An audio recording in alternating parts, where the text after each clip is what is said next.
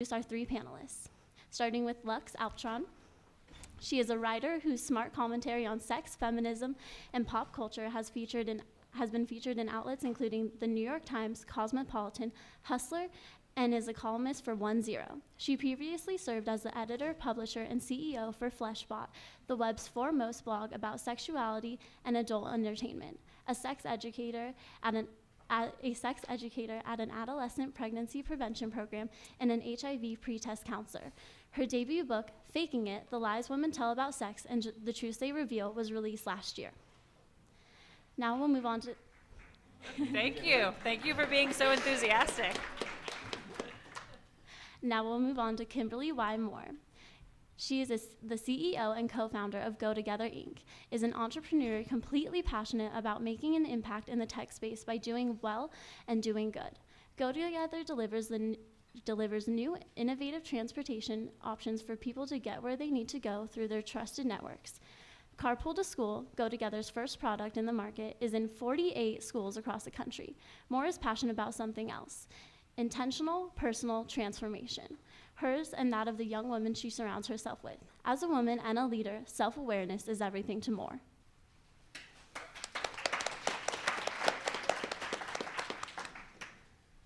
Tai Tashiro is an author and speaker and social scientist. He is the author of Awkward, The Science of Why We're Socially Awkward and Why That's Awesome.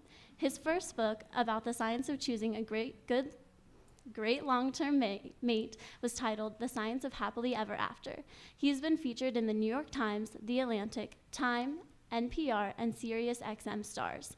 He received his PhD in psychology from the University of Minnesota and has been an award-winning professor at the University of Maryland and the University of Colorado.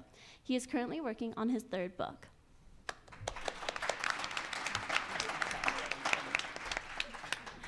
Now I invite the panelists to share their opening remarks. Hi. So first off, I just have to plug this. My book is available for sale at Mackie. If you don't buy it today, you can also buy it online. It is a paperback. It is an ebook. It is even an audiobook read by me. So please buy my book. On the actual topic, so I have been involved in online dating since 2000. The first site I ever met someone through was called SparkMatch, which I'm guessing no one has heard of, but it was functionally the precursor to OkCupid.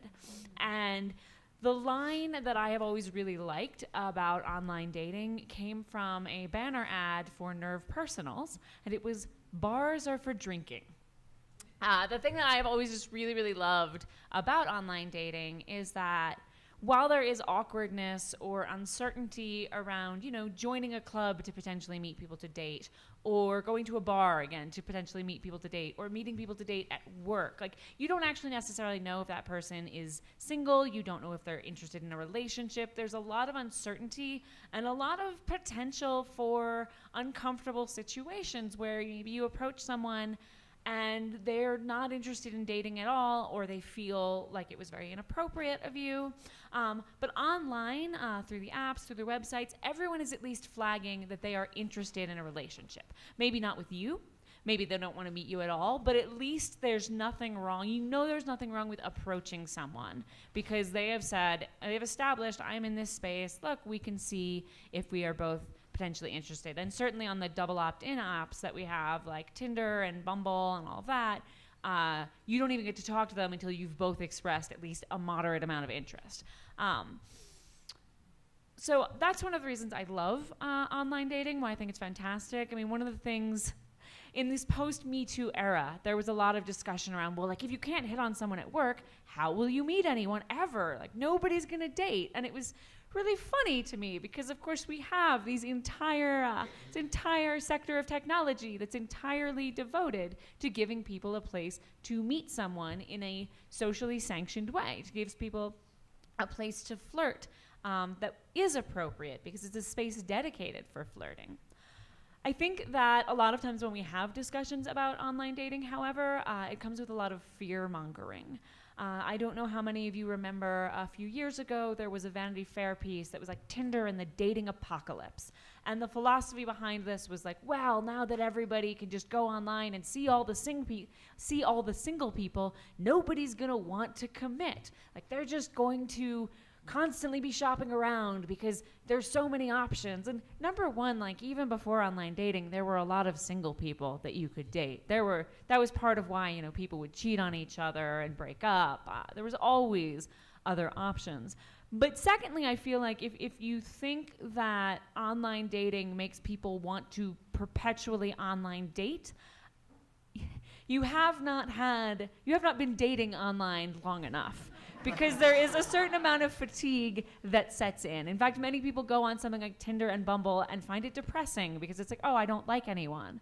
I just think this idea that access to the internet is turning us all into like horny monsters who are bad partners is not true. I mean, if somebody is like, I don't want to settle down because look, I look on Tinder and there's so many hot people, that person did not want to settle down before. So yeah, on that note, I mean, I think the internet and online dating and all this tech, a lot of times we panic about anything new, and we have absolutely seen that with online dating. And even as we got accustomed to online dating, the idea of Tinder apps and like online dating, but it's on your phone, was suddenly a new thing, and so there was panic around it. But really, these are just a conduit to other people. They come with, of course, there are downsides, but there's also benefits. And at the end of the day, the benefits and the problems that we come to or discover with online dating are often just benefits and problems that are in us and our attitudes towards dating and relationship, even without online dating. That is such a great segue. So I come at this as a practitioner of, I call it online meeting, because the dating part really hasn't happened. I'm currently on 5 dating apps. I showed him, Ty, just a second ago that I got a message from somebody on Tinder. I was writing to some panel yesterday, and I'm doing texting, and another message came up from this other guy. And I was laughing, and the young lady who was, what are you laughing about? So I told her, I got this crazy message from a guy.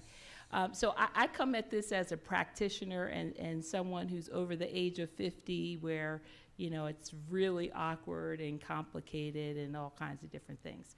But I really come at this from my own personal passion around transformation, that any experience is as good as you make it to be.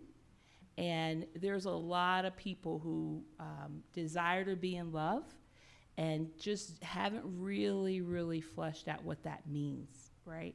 So love is across so many different kinds of relationships. And I'll just speak for a lot of the women I know, certainly not the women in this room, but the women that I know get so zeroed in on love relationships with a partner, as this is going to be my only place of fulfillment and actualization of me becoming a woman. And it just is not true, right?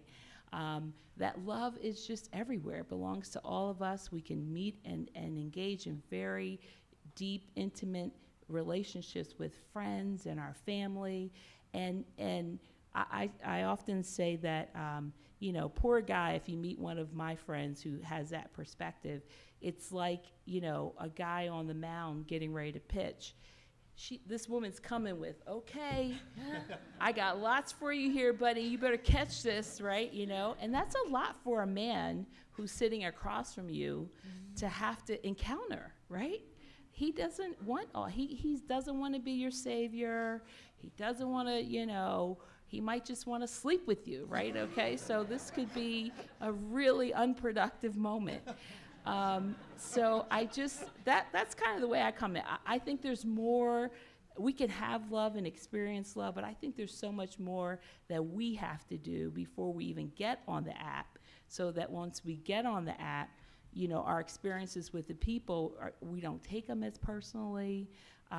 We can have a little fun with them, and we can use this as trying to help us transform and get the love that we say we want, and to look at ourselves and how we're interacting with people, and to really own that this process is one that I am initiating and I'm not a victim to, right? And so that's kind of where I'm going to come from during our time here.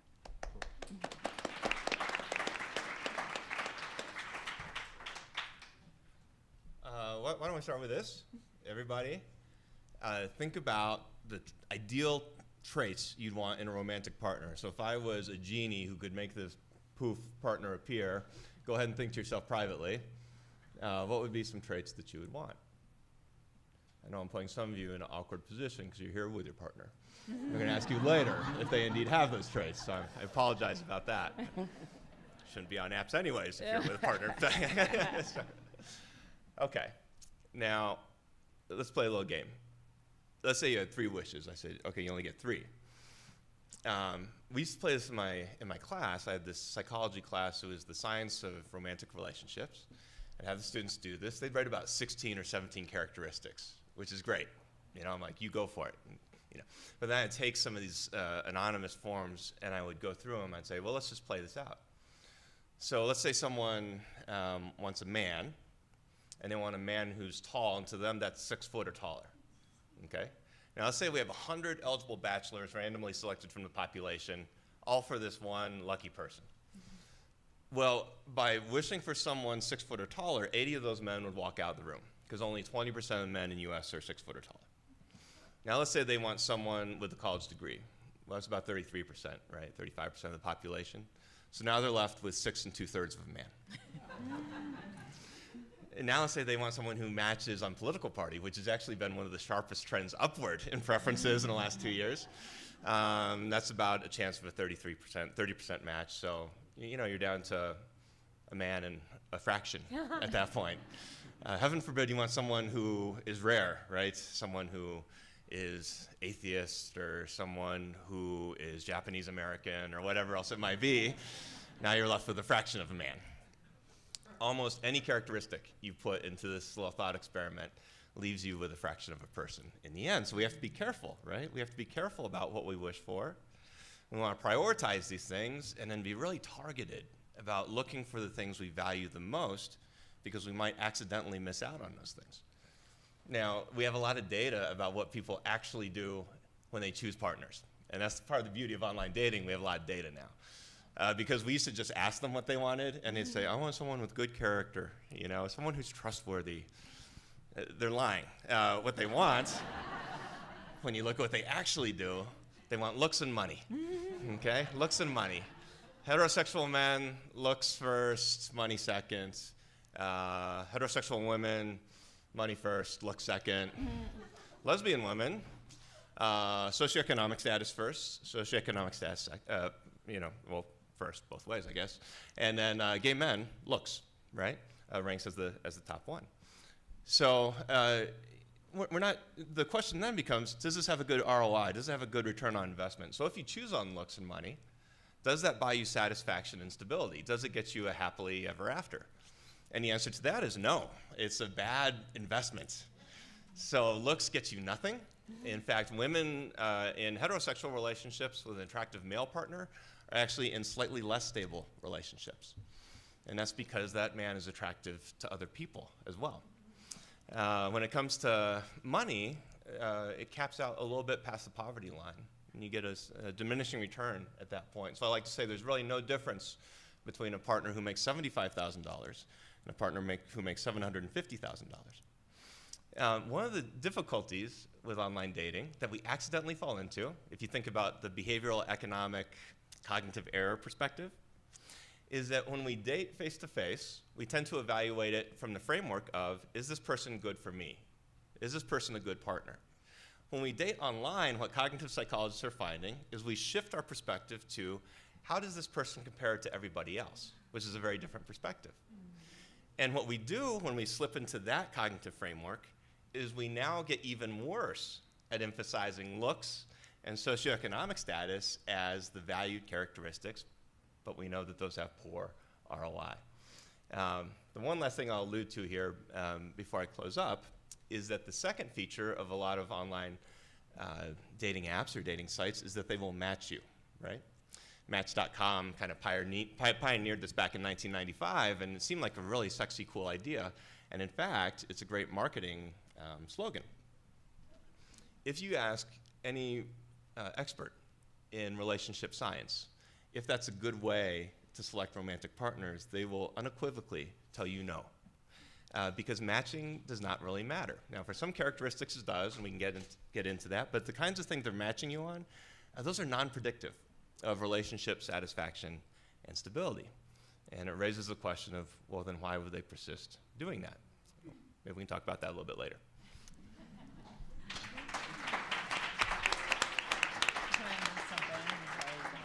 So I love so much of what you brought up, Ty, and I just want to address some of them. So I absolutely agree that a lot of times one of the pitfalls of online dating is we think we know what we want, and it's often not at all. Like, I had a period where I'd be like, I just want to like date tall men. I'm just gonna like exclusively like search for tall men because it was a novelty. But I realized, like, when I would meet like dudes who were like 5'6", 5'7" in person, I was still attracted. Like, there was no problem for me with dating a shorter guy. It was just in my head, this was a thing of like, oh, that's so attractive. And I have had the experience of dating people who I knew in real life and then kind of connected to through online profiles. And their profiles, if I had not known them in person, but I'd seen their profiles, I would never have been like, that's the person for me.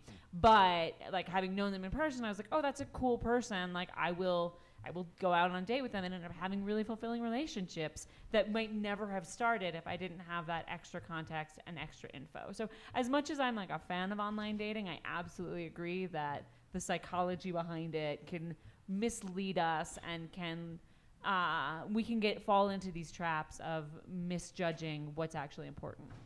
Yeah, no, I like your comment that it's neither good nor bad, right? Yeah. It depends on how you use it. And so I don't want to give anyone the impression I said don't use online dating. No, it's a great tool for sure and creates a lot of opportunity. But then we just have to be smart about how we use this new tool. And no one's really given us a lot of manuals, right, for how to use this new thing. And as someone who is 50 and older, online dating or apps actually become a really good resource because as you get older, your community of connecting gets smaller, right?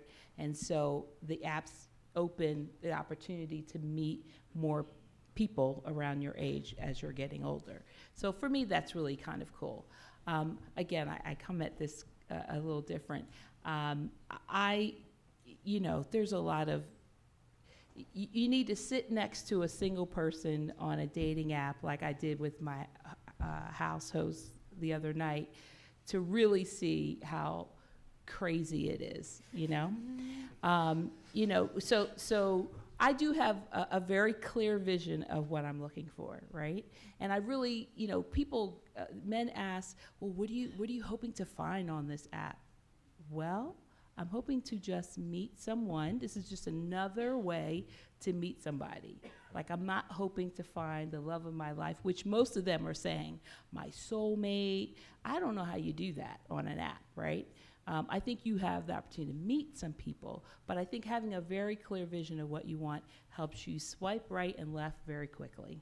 Even if I'm looking for people who are able to communicate something about themselves that makes me want to swipe right.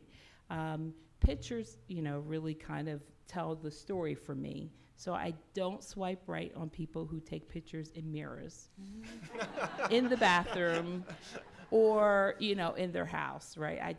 The mirror thing that I immediately, boom, you're to the left. I also, if I see their picture and they look like they're in their house, I'm looking in the background to see, do we have the same taste, okay? Because if you have a certain taste, I already know it's not gonna work, right? Mm-hmm. So I'm swipe left on you too on that one. But I do feel like it's one of these things that it can be very addictive, it can be exhausting. You can put so much into it, but it's just one of many spaces to be able to meet people. I personally, with a group of women, are writing a book called Journey to the One. He's closer than you think. With the idea that really practicing being open and available. So this is one of the things that we discover with my friends is that, women often are only open and available in situations. When I go to church, when I'm at work, when I'm, places that we go, I think I could meet somebody here, right? Well, the truth is we need to be open all the time. So if we are at the grocery store, we need to be open because he could be there. He could be at the gas station because rich men pump their, gas too, right? So unless he drives a Tesla, right? So you could meet him at the gas station. I mean, or my little secret was, and continues to be, is I go to Nordstrom's in the men's department in my area, and they shine shoes there. So I take a bag of my shoes, leather shoes that need to be shined, and I sit there and get my shoes signed. I have a legitimate reason for being in the men's department. And I'm often accompanied by men who are sitting on both sides. And I get to look around and see, and they get to see I'm not intimidated about being there, right? And at a minimum, it just opens up the dialogue to just see men as just people to engage with and just to have 1 minute of fun, But the whole idea is to be open everywhere. So I want to go back to what you said about apps being good if you're older because your community sometimes feels smaller. I think that one thing that isn't often talked about as much as it should be is that, for a lot of people who are in smaller communities or who are in marginalized or alternative identities, especially if you're a queer person who lives in a small town, online dating can be a lifeline for you. I mean, certainly in the big city, it can also be helpful, but it used to be okay, you're a queer person, you have to go to this bar. That's how you meet people. And maybe there might be some other group activities or whatever, but it was really pretty limited, your opportunity of where you were going to go that you knew there would be other queer people. But as soon as you got online dating, you don't even have to leave your house necessarily. You can just put up who you are, what you're interested in, and other people can find you even if you're not in the same geographic area. And I think that's one of the reasons why we've seen it's much easier to be a queer person in a small town or rural area now because you can go on the internet and find a community and find partners that way. And certainly people who are in kink communities, people who have other just specialized needs where you're not necessarily going to be able to see immediately when you see someone, or you might traditionally have to have gone to a special club or a special space. Now you can just more readily say hey, this is my thing. If it's your thing, let me know. And it's a lot easier to find people that way. And I think that that form of connection is really, really important. I think that's a great point. I couldn't agree more with that. And that's been a wonderful thing, even for awkward people. It's been a good thing. Especially for awkward people. Yeah, they get to meet in a way that's not as daunting. I wanted to go back to the Nordstrom's idea. I love this idea. I feel like you should write an article about that. That is brilliant. They did a really fancy study in the 1970s at Boston University. And their research question was, what is the best predictors of interpersonal attraction? So it could be platonic or romantic or whatever, but this was a landmark study. So they got these dormitories at Boston University, and they tested everybody in the dorms. So they gave them intelligence tests, personality tests, attitudes, values, religion, whatever. So they had these huge psychological batteries on everybody. And they were really excited to run these sophisticated models to see which variables pop out as the best predictors. The most boring one possible came out as by far the strongest predictor, and it still replicates to this day. The best predictor was, in these U-shaped dormitories, the people who lived closest to the exits had the most friends at the end of the year, which is totally boring. And why is that? it's because the most people had to pass by, right, where they were at. And we call this proximity in psychology. So the best thing you can do romantically is to establish proximity around the kind of person that you want to be around. Three other things popped out that have stayed pretty constant. Similarity of values and attitudes, predicts attraction. Reciprocity liking, which is a jargony way to say you need to tell the person you like them, okay? And if you do that, then they have a chance to tell you that back. But you would be shocked at how infrequently, you've probably had this with friends, right? They are madly in love with somebody, and you have to give them the obvious advice. Well, you need to tell them, right, if you're going to have a shot of this thing working out. The last one is physical attractiveness. And there's not much we can do about that. But the first three variables, there's a lot that you can do about that. All right, going off of that, I would like to ask the other panelists what their suggestions are on how to do dating apps well and how to communicate most effectively to understand the people that they're talking to. So my favorite dating app was always OkCupid, like pre the swiping thing, and I always really liked it because I loved the essays. I loved that like people really had to tell you who they were. Although I was told when I would do it that I had an unfair advantage because I am a writer, and therefore was like very, very good at just crafting all of this stuff.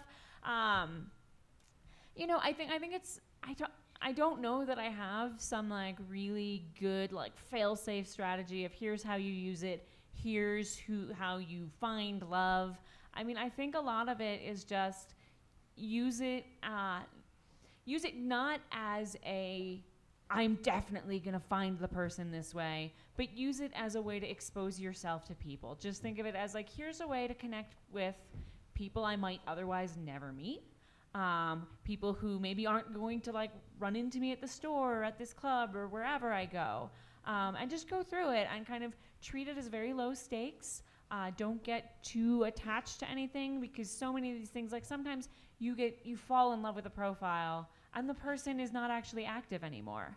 They've quit apps. They're never going to see your message. So I'd say, kind of treat it as a low stakes thing. Think about it as like, hey, I can get an initial sense of this person, see if I like them, and then if we both are interested, we can meet up. And for me, the meeting up is when it really starts. Like everything else is just about getting yourself in the same place at the same time with an openness towards exploring something. But this is also part of why I think this idea that like online dating is fundamentally different from other forms of meeting people is a little ridiculous, because it's like once you're in the same space, maybe there's a slightly different initial conversation, but that's when the relationship actually begins. And everything from there on out is pretty much the same no matter how you met.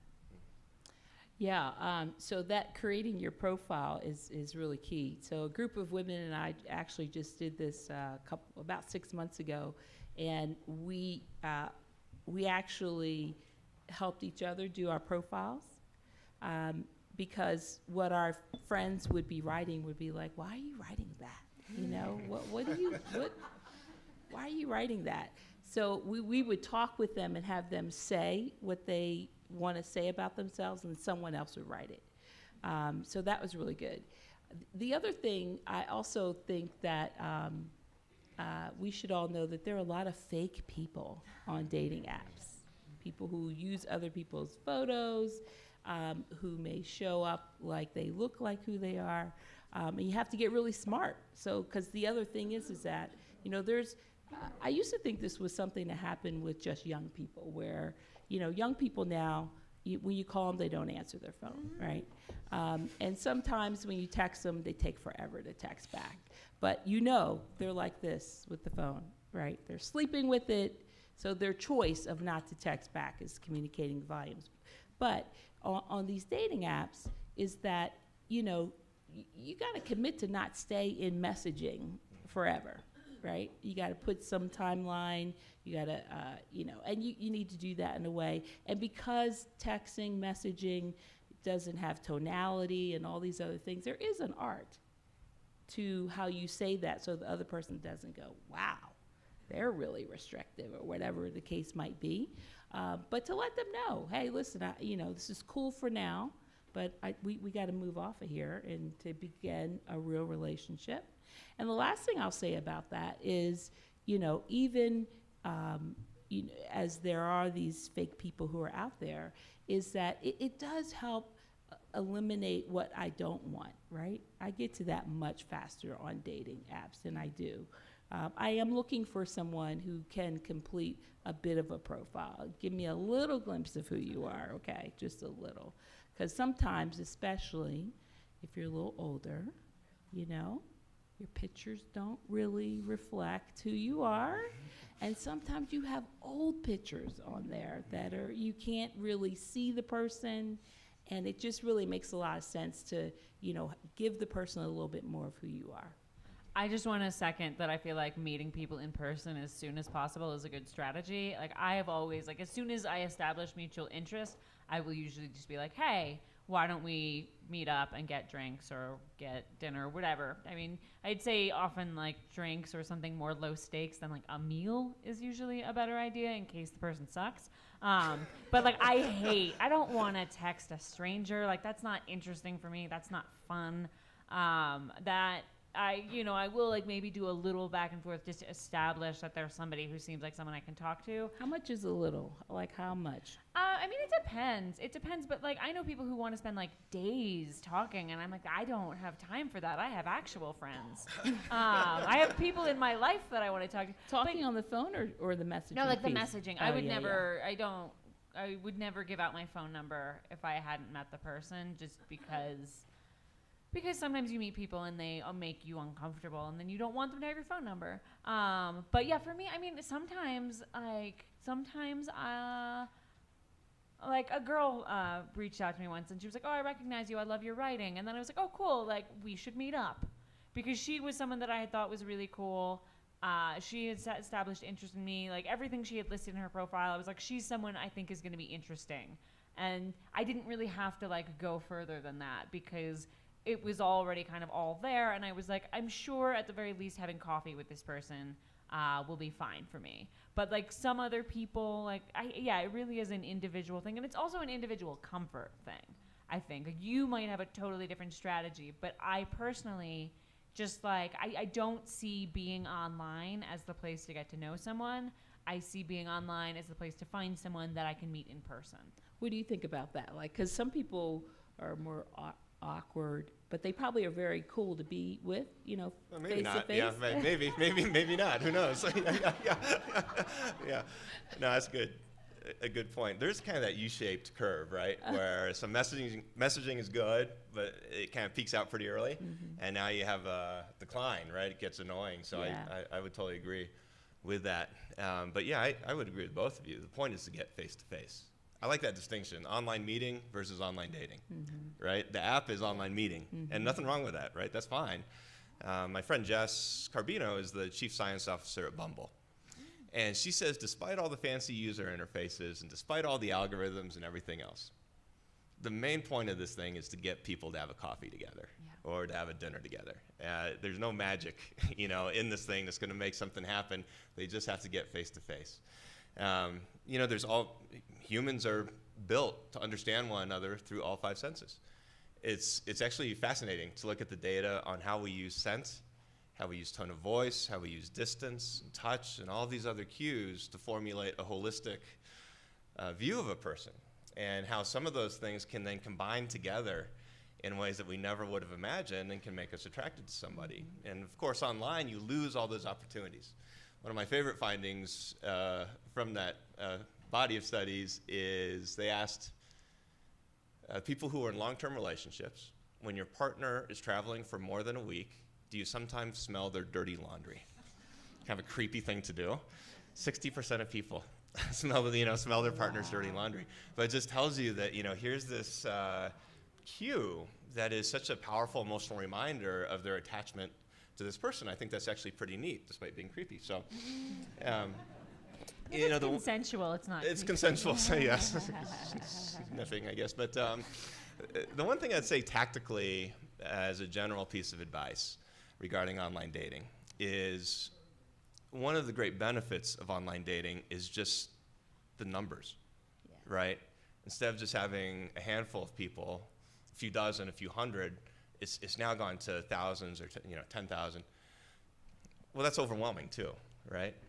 And so what they're finding is that the best thing you can do is to actually get a little bit picky. Don't get too picky, 3 wishes, remember? But get a little bit picky. The things that are important to you, go ahead and put those out there. If you really, it's like a competitive analysis or a market analysis in business. You want to distinguish yourself from everybody else. You want to say what your unique value add is. So don't say that you love fall or pumpkin spice lattes or whatever, because you think about how many other people are saying that, probably quite a few. And so what you want to do is point out kind of the weird things about you, the passionate things, about you. And maybe if you want those in a partner, go ahead and put those out there. And then what happens when you put yourself out in the world like that is those other weirdos, just like you, right, are going to be unusually attracted to the fact that you put that out there. So I actually just want to share a little bit of online dating history, like from the business side, that you just reminded me of when you talked about numbers. So one of the earlier, certainly not the earliest, but one of the earlier sites that was out there, I think it launched in 2001, was Interpersonal. And so Nerve.com was this site that was supposed to be like smart writing about sex, and it attracted a specific sort of person. And so they were like, hey, we'll create our own personal site. So you would go to Nerve.com, and then you could also create a profile. Then Nerve was like, wow, this is doing well. What if we expanded this to other sites? So they reached out to some sites that were not quite Nerve, but were like in the same sort of young, hip audience. So I'm blanking on what they were initially, but it was like Bust.com, which is a feminist magazine. They had like Bust.com personals, and they had the Onion.com personals, and like a couple of other things. And they were all, it was a white label thing. So you would go to the Onion and you would see the Onion personals, but it was all feeding into the same database. And I think you could, when you were searching, say, I only want to see people from the Onion.com, but other than that, you would see everybody from all these sites. Then Interpersonal was like, hey, this is going so well, we're going to create a different company. And so they created Spring Street Networks, which started just managing all of these personal sites and started adding more and more and more partners. By the way, I should mention, I know this story, A, because I was an intern at Nerve, and then B, because I was friends with the systems administrator for Spring Street Networks we'll get to that. So they start adding more and more sites. And again, it's all feeding into the same database. And suddenly, there starts to be a little bit of a problem, because when it was just Nerve.com personals, or even like Nerve.com and Bust personals, I could go on and I would say, hey, everybody who's here shares my interests. Like, everybody who's here is someone who is like young, they're kind of hip, they're interested in talking about sex, all of this stuff. And that was the whole attraction of the initial site, that you were going to a self-selecting population. But now suddenly you had Boston.com and like, I don't even remember all of them, but you had like a lot of these like unrelated sites, and the population started getting really, really diluted. And on the back end, there was like the CTO kept promising he was going to come up with this algorithm that was going to filter people, because again, this was the early 2000s, so like some of the stuff we now take for granted was not happening then. But he was like, it's going to filter the matches so people will see only the people they're most likely to like, and blah blah blah. Except he was like apparently kind of having a breakdown and not actually doing work, but promising he was going to do it. And then he got laid off. And then in like 2004, which is like when I was hanging out with the sysadmin, the whole thing just kind of collapsed, because they had all these partners, but these partners were worthless because people either weren't really signing up, or they were signing up and they were like, we're just getting fed into this like garbage database of like every kind of person, and it's hard to find the people that I like. And Spring Street Networks ended up getting sold, and then doesn't exist anymore. But it was always just an interesting thing for me, because you want enough, it's a difficult thing, because technically you do kind of want a lot of people, so you have a lot of choices, but you also want the ability to find people that you are going to be most like. And you don't want to have to, I guess with swiping it's a little bit less bad because it's so fast, but theoretically you don't actually want to have to trawl through all of these different people who have nothing in common with you. You want to be able to see a pool of people who are at least potentially of interest. And it becomes a complicated thing because, of course, the sites just want to make money, so they want all the people. But there is, I think, this balance that has to be struck between getting a lot of people, but also not totally diluting the selectivity and the chance that you will mostly be seeing people who have at least something in common with you. All right, so what is the online modern protocol for internet dating involving when to meet up, sexting, and who picks up the check? Oh. I have to first go on a date to figure out what that all of it is. Haven't done that one yet. I think we kind of talked about, the time between, the initial messaging and it's personal preference for how long you do that. But it is true, you should get to a meeting first as a way to connect with someone. I know for me, going back to the profile of putting yourself out there, one of the things that's really important to me as it relates to dating men, I want to date a man who has other male friends that they really are close to and invite to hold them accountable. That's really important to me. And I'm very close to my family. Those are two big things for me. I think that, yes, he's going to pay the check. I'm sorry. That's going to happen for me.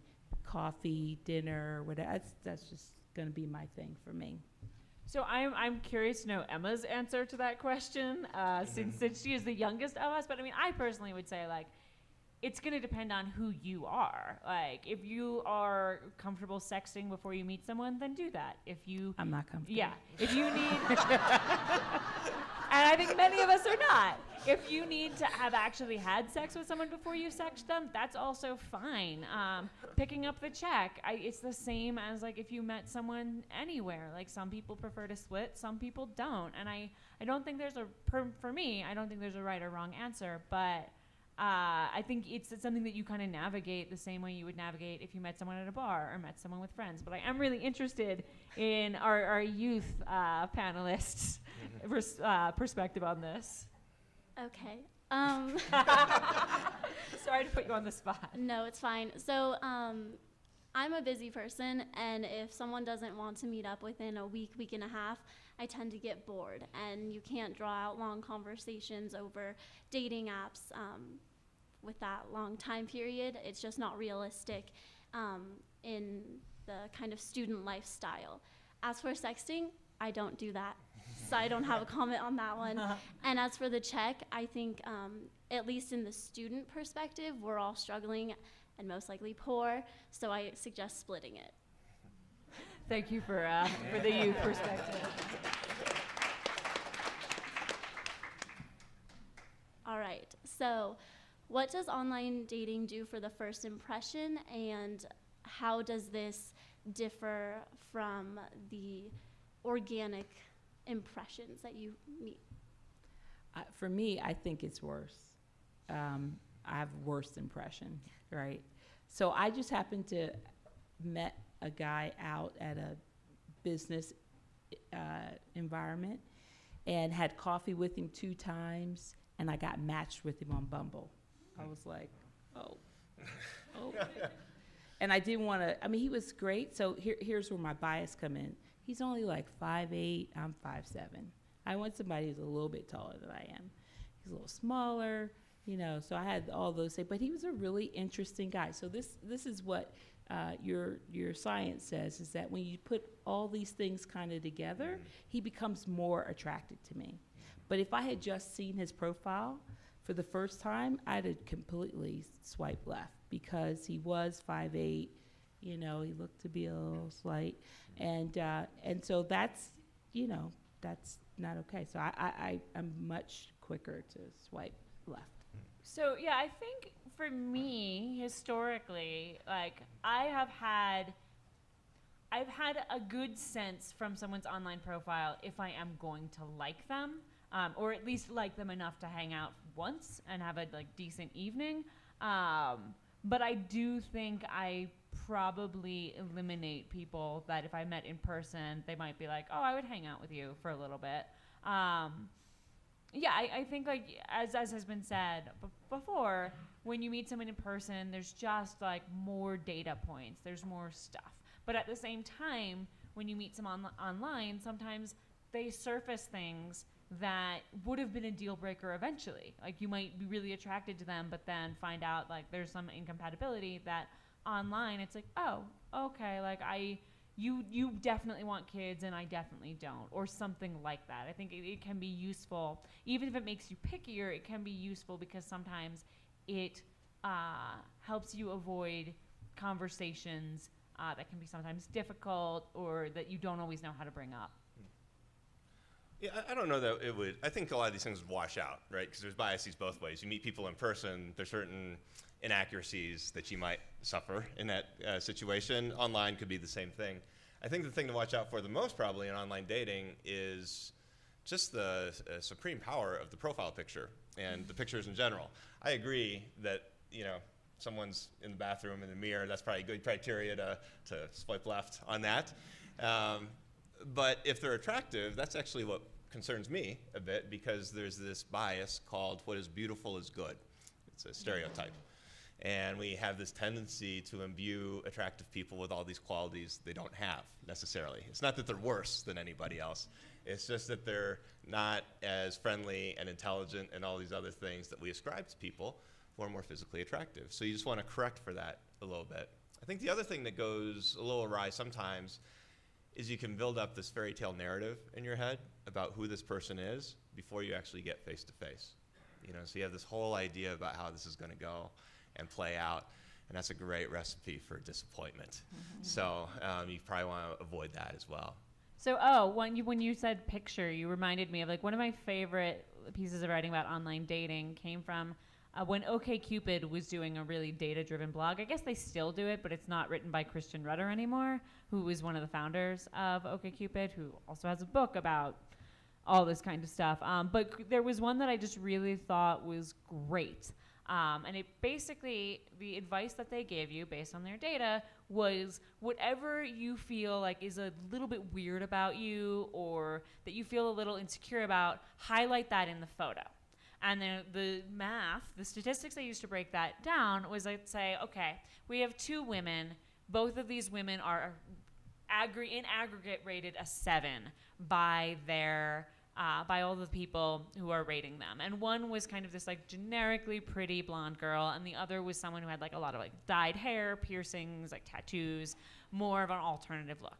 Like, so they said, you know, both of these women are 7s, but there's a very different way that each of them arrives at a 7. The more like generically pretty girl, she's just across the board rated a 7. But this alternative looking girl with the piercings and the tattoos, 7 people rated her a 10, and 3 people rated her a 0. So in that case, like if you are focusing on the things that are different about you, you might have polarized opinions about how you look, but the people who like you really like you. Whereas if it's kind of like, I'm just gonna crowd pleasingly like look generically pretty or whatever, you might get a lot of people being like, oh yeah, she's pretty, but you're not necessarily going to get the same like passionate response, like that person's really, really attractive. And I thought that was really, I don't know, I just really liked how to put that like, you know, focus on what you like about yourself, but also like instead of trying to be as like palatable to as many people as possible, put yourself in a light to really attract people who are going to really, really like who you actually are. That's good. All right. What do you think about the link between hookup culture and dating apps, and do those devalue the institution of marriage or monogamy? Yes. Any guy who has in his profile that he is interested in hookups, boom, swipe left for me. It's a little creepy 50-year-old man hookup thing that really just, I know it exists. Like, I know it's there, I know it exists. My co-founder is over 50, and he only dates younger women. So this is a real story for him, right? But it's just like I can't. I think that serial dating, I do think, sort of creates a culture of, this need for variety, and so monogamy really gets eluded to me in that way. So I have a somewhat different opinion. I do think that if what we're calling hookup culture or casual dating is probably more socially acceptable now than once it was. I don't think that actually has to do with online dating. I think that has to do with changing cultural attitudes. I am of the opinion, I think if monogamy in marriage is what you want, that's great, and you should go after that. But I think there are a lot of people who historically have ended up in monogamous marriages, not because they wanted that, but because they were told over and over, this is how you be an adult. This is how you do things. This is what you're supposed to do. And that's part of why, once divorce became socially acceptable, we saw a lot of divorces, because people kind of shoehorned themselves into this idea of what they were supposed to be rather than pursuing what was right for them. So, I think if people want to only casually date, and they're open about that, and they're only dating people who are okay with that, that's fine. If people want to be in non-monogamous relationships and they're being open about that and other people are consenting to that, that's fine. I don't think, in the same way that I don't think that same-sex marriage dilutes heterosexual marriage, I don't think other people choosing to do what's right for them is necessarily harming your relationship. I can understand it being frustrating if it feels like, but I want a monogamous relationship and now nobody wants that. But forcing someone to be in a monogamous relationship that they never actually really wanted to be in is not the basis for a strong relationship. We all kind of need to find people who share our priorities and who want the same thing that we want. That's how we get stable, healthy relationships. I agree wholeheartedly. I also think that because of this cultural changes that have happened, there are more people online who say they want non-monogamous relationships. There are also married couples online, on Bumble, and all those, and married men who say they are in an open relationship and want to have that. So I think that's. I think there have indeed been these attitude shifts and a more liberal view of sexuality, and I think that's a great thing, for sure. One of the other interesting outcomes, I think, of this is that sometimes older generations will rip on millennials, although I shouldn't even say that term anymore because that's kind of becoming a bad word. But I'm a millennial, by the way. Yeah. That's the favorite thing, right, is to say, these young people into rock and roll music and everything. And their hookup culture and whatever else. Now, here's the interesting thing about that age group is, so these are 20-somethings, 30-somethings, is that they've actually had fewer sexual partners compared to Gen X and baby boomers when you adjust for age. So in fact, there's what we're calling now a sex recession. It actually looks like an economic recession. And it's most concentrated among young adults and particularly young men. So the General Social Survey, which is this huge randomly sampled survey, has this question in there about how often people have had sex in the last year. 17,000 people answered this question in the last General Social Survey. And one of the questions is I haven't had sex for the past year. And they call those the dry spell people. Now, 10 years ago, the rate of dry spell people among 20-somethings was about 13%. And the most recent poll last year, that had risen to 19% for women, 20-somethings, and risen to 23% for men in that age group. 40-year-olds are having more sex, okay, or not experiencing as many dry spells as the 20-somethings are. And it's really remarkable. And that can be a whole discussion all by itself. So there have been these shifts in attitudes, which, like I said, I think it's wonderful. But then it's been really intriguing to me that you've then seen this decline in sex, particularly among 20-somethings. Well, I will say, I not to get off on the whole other conversation, but just to give some of that context, just in case people are panicking hearing that about how nobody's ever gonna have sex and we're all gonna die out. No, I think there's actually a lot of possible reasons. People get married later, and proximity leads to sex. So if you're not married, you're less likely to have frequent sex. asexuality is something that people are more comfortable communicating about and identifying as. So some people are not even necessarily asexual, but some people are just feeling more comfortable not having sex, or saying, like, I don't want to have sex, or saying no to sex that they don't want, which I think is a good thing. So, I mean, I feel like a lot of people hear those numbers and panic, but, like, there are potentially upsides to it. I wonder if that number is not associated with maybe people aren't having sex with other people, but maybe they may be addicted to pornography.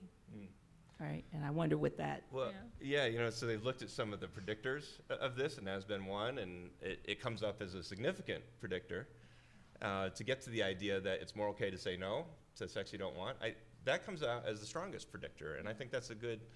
It's kind of like heterosexual women are putting squeeze on heterosexual men, and they're saying this needs to be better than it's been. And I actually, that's a good thing. You know, there's this they call it the Orgasm Gap. And I think they're hilarious studies. So if you ask people about their last sexual encounter, and it's a heterosexual couples, and you ask the guy, so did your partner orgasm? 95% of the time he's like, oh yeah. Now you ask the woman, so did you actually orgasm? She's like, 63% of the time they say yes, but the rest of the time the guy thought it was something else, you know? So there has been this pleasure gap. And I really think this is interesting that 20 and 30-something women are saying this is not acceptable. This is not okay. And one last kind of esoteric thing I'll say about this is I'm extra happy about this, because in the Diagnostic and Statistical Manual, which is what we use to diagnose mental disorders, there's female sexual arousal disorder, but there's nothing called male ability to pleasure disorder, right?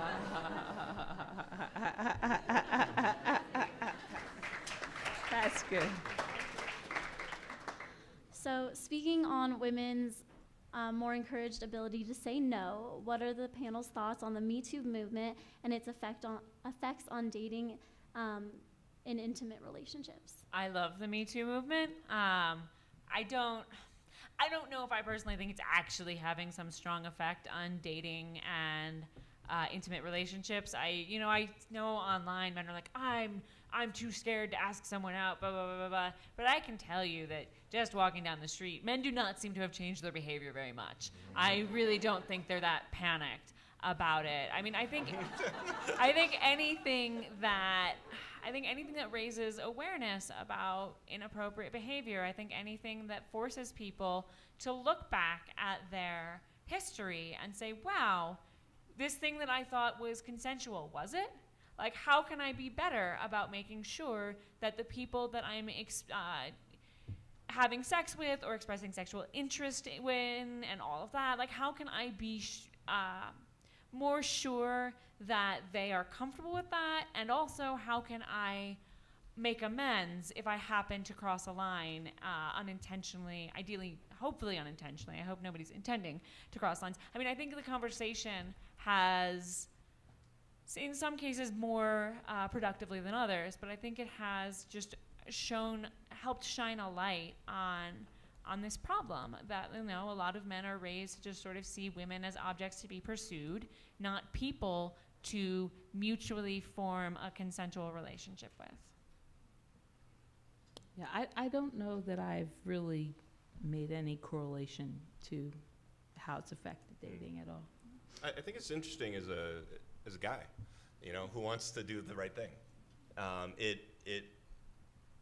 would say for me, it has certainly sparked a considerable amount of thought about, if you were at the comedy thing yesterday, I'm having a hard time making out these days, partly because of indecision about what's the right and proper thing to do. And it can get a bit confusing, and I think I would say it's better to err on the side of deliberation and of judiciousness. And I think it's worthwhile for us to go through this period of maybe some ambiguity sometimes to figure out exactly what everybody wants. Yeah, I mean, it's better to miss out on sex that you want than have sex that one person doesn't want, I would say. Like, it's funny, this is slight tangent, but like one of the things that would always come up when I would talk about these things even before Me Too is I would say, about how like men would maybe push my boundaries or would do things that made me uncomfortable, and they would be like, oh, but sometimes you have to do that because some girls won't tell you what they want, and like some girls like want to be pushed like that. And I'm like, yeah, here's the thing. Women who cannot speak up about what they want and need you to like push them and like potentially violate their boundaries, they need to learn to ask for what they want. You shouldn't be punishing everybody else by assuming that I can't speak up about what I want and assuming that I need to be pushed or pressured or that my no is actually a maybe. And I think that the conversations we have are getting us to that place, getting us to a place where it's like, yeah, people need to learn to ask for what they want. And if you don't, the punishment should be you don't get to have sex. It shouldn't be I can speak up about what I want and I get unwanted sex because it's assumed that I can't speak up. Okay. Given that race, sexual orientation, and preference and other factors are present on dating sites, what do we need to be aware of when on the sites? I'm not sure I understand. I think part of the problem with some of those variables is that the machine learning and artificial intelligence they're using to run some of the analyses and create some of the algorithms, they become very racist, actually, all on their own. You probably read about this in the headlines. With machine learning and with AI, you have to have human involvement. You have to have human involvement to see the algorithms with the right decisions in the first place, because there will inevitably be certain unconscious behaviors that lead that algorithm down a path that I think, in my opinion, doesn't leave the overall group in a good place. So that's my biggest concern with that. It's actually not the humans in this case, it's actually the machines. But also the humans who are informing the machines too, I think. Definitely. I think racism in online dating is a huge problem, just for all the reasons that Ty brought up, that like you will see, again, the OkCupid blog had something about how, I think lowest response rates were to Asian men and Black women. Just because of bias and racism and all of that. And I think that's really unfortunate. I think we need to be cognizant of the fact that we bring our biases with us online, that there's this whole fictional idea that on the internet everybody's equal, but it's not true, and it's really, really unfortunate. And that is something that we really, I think, all internally need to look at, what biases we are bringing when we go online. So as a woman of color, I'm actually very open to dating men who are not African American. And so on some of the profiles, as part of the filter, you select the person, ethnicity that you are willing to. So I make some assumptions that I actually get matched with more Caucasian men than African American men. And when I do so, we start having a little chatter.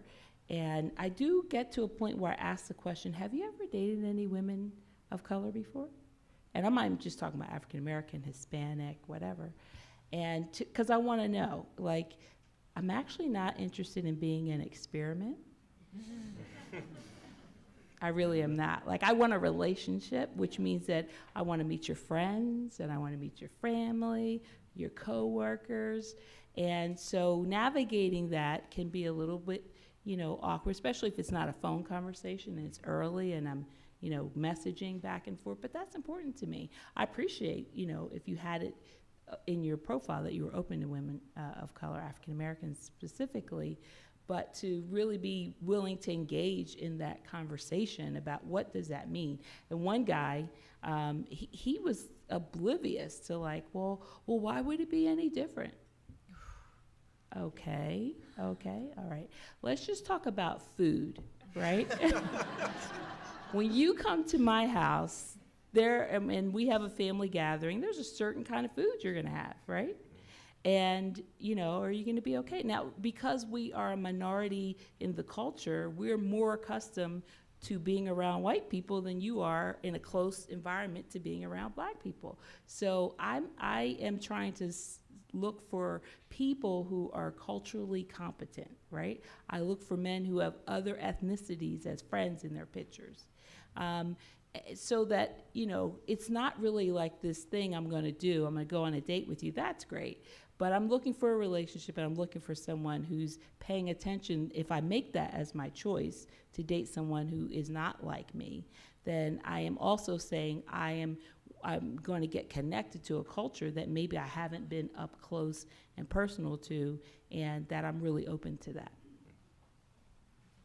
All right, we've gone from long profiles and compatibility assessments to short profiles and swiping. What comes next for online dating, and is there a better way? I mean, I think like better way is about the individual. Again, like I said, I loved the era of longer profiles and like getting to know people, but a lot of those sites have been abandoned, so it doesn't they don't work as well because of that. The thing that was always funny to me was that Tinder and the swiping thing, the reason they went with that interface was because they were like, oh, this mimics what it's like to meet someone at a bar, because you just get that like quick first impression and then you decide you want to talk to them.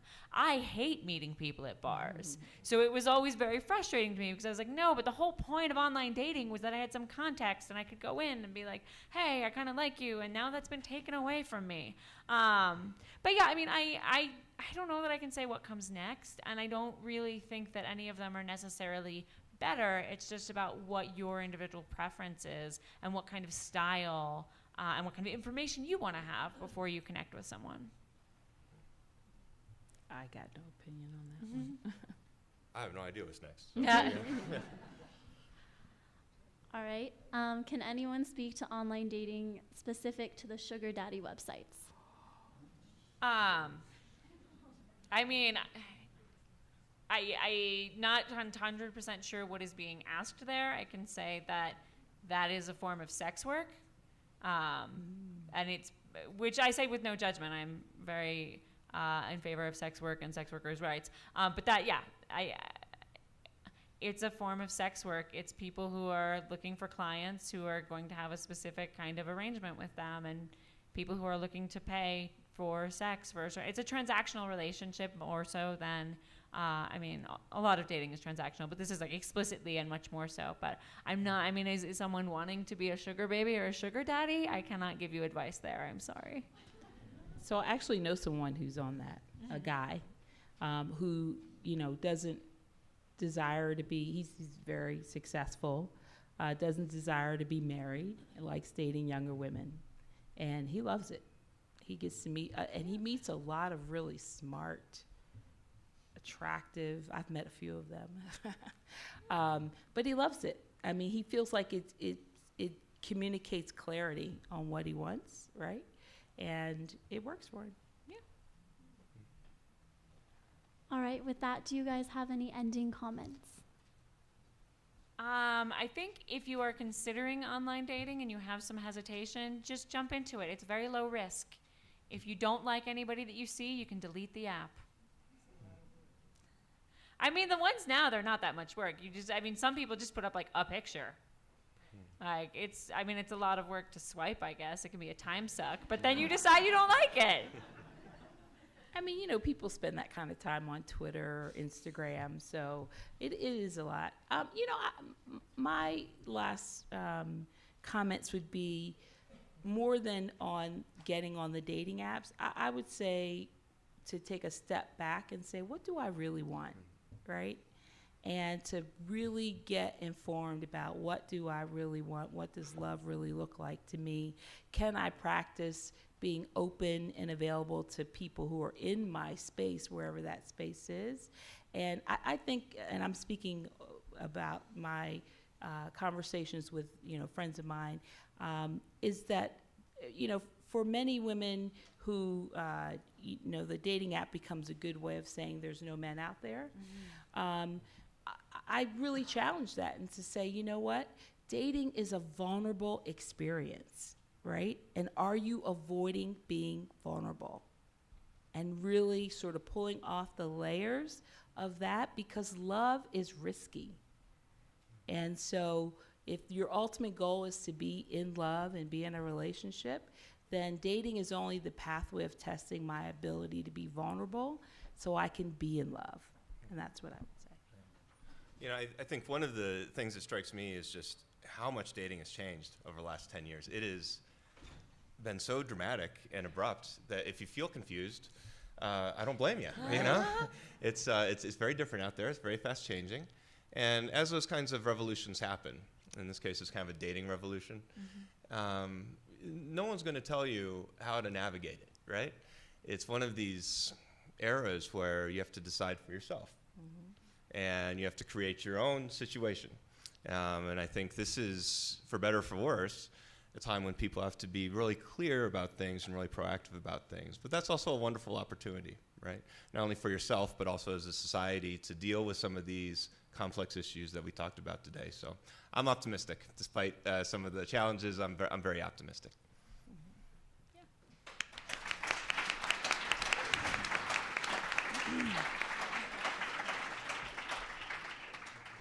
Thank you both. That was so good. Appreciate it. This was like my favorite panel.